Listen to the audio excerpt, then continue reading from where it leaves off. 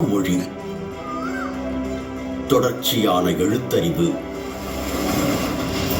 பழம்பெரும் இலக்கியங்கள், பல்வேறு வகையான கலைகள்,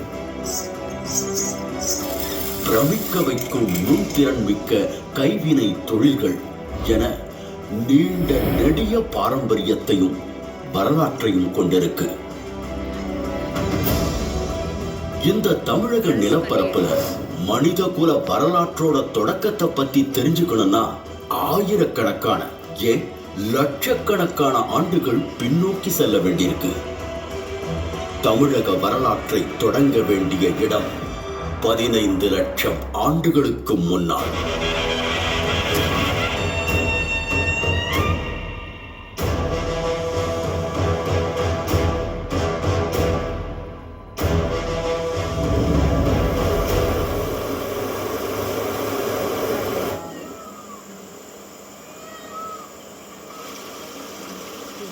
கோஸ்தலியார் வேலை அப்படின்ற குறிப்பிடுகிற அந்த ஆற்றுப்படுகையில் பல்வேறு இடங்களில் கற்கால மனிதர்கள் வாழ்ந்த தடயங்கள் கிடைத்திருக்கு.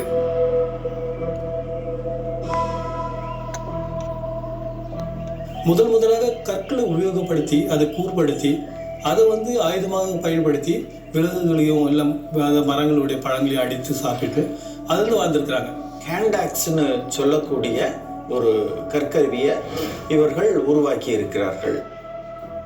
அதுபோல கிளீவர் எனப்படும் ஒரு கிழிப்பான் அப்படின்ற ஒரு கருவி, அது போன்ற பல வகையான கருவிகளை இந்த கால மக்கள் உருவாக்கி இருக்கிறார்கள்.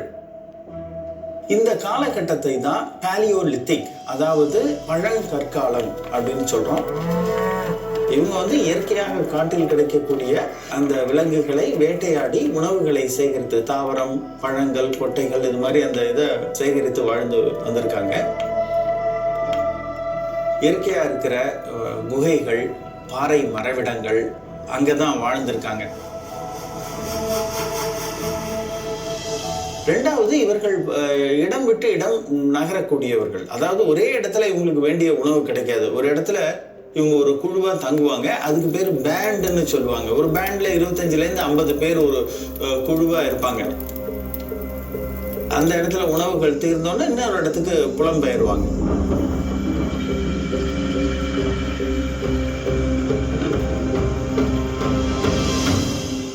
அதுக்கு அடுத்த காலகட்டங்கள் நுண்கருவிகளை உபயோகப்படுத்தி அவங்க வாழ்க்கை முறையை மாற்றியிருக்கிறாங்க. முக்கியமான ஒரு இது என்னன்னா, கருவிகளுடைய அளவு சிறியதாவது அந்த ஒரு மாற்றம் நடக்குது.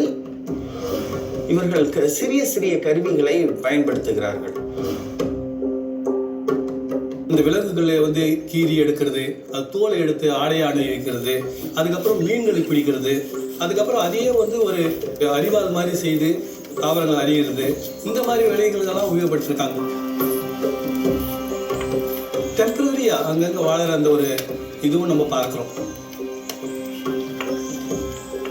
நுண்கற்காலங்களுடைய தடயங்கள் பல்வேறு இடங்கள் தமிழில் கிடைச்சாலும் அதிகமாக தேரி சைட் அந்த பகுதியில் பார்த்தீங்கன்னா பரவலாக அந்த இடங்கள்ல இந்த நுண்கற்கால மக்கள் வாழ்ந்ததுக்கான தடயங்கள் கிடைச்சிருக்கு.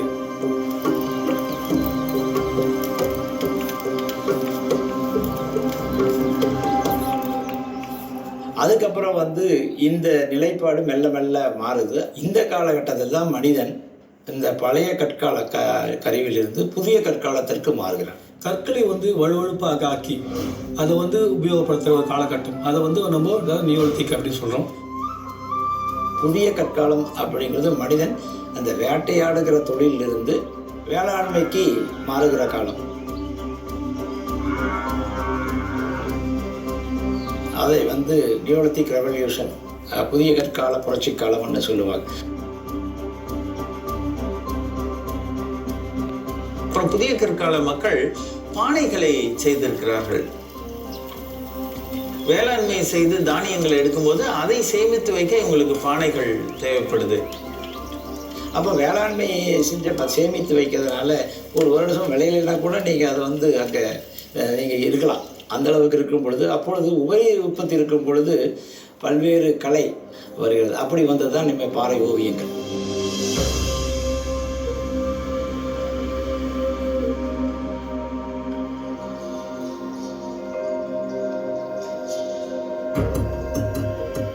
இரும்பு தாதுகளை கண்டறிந்து இரும்பு உருக்கி முதலாக இரும்பு உபயோகம் அந்த காலம் வந்து மனித வரலாற்றிலே ஒரு மிக முக்கியமான ஒரு காலகட்டமாக கருதப்படுகிறது.